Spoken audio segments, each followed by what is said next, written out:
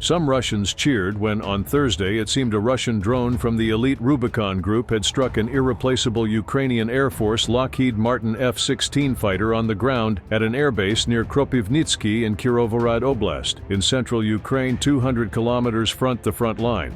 But it's evident from the appearance of the F-16 in the BM-35 drone's video feed that the aircraft was an unflyable decoy made of rubber or wood. Its air intake was the wrong shape. Its wings drooped. Even Rubin conceded it had hit a fake F-16.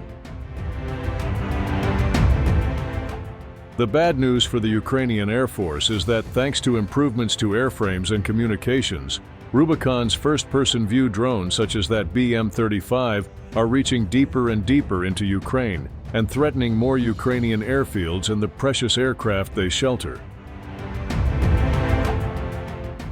The good news for the Ukrainian Air Force is that, for now, it probably still has plenty of decoy F-16 to distract Russian forces away from its growing fleet of real F-16, nearly 90 of which a Belgian-Danish-Dutch consortium has pledged to the Ukrainian war effort.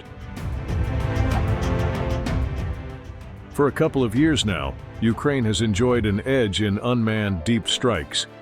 Consider the Ukrainian State Security Agency's relentless unmanned raids on Russian air defenses and parked warplanes in occupied Crimea, 100 kilometers or farther from the front line in southern Ukraine.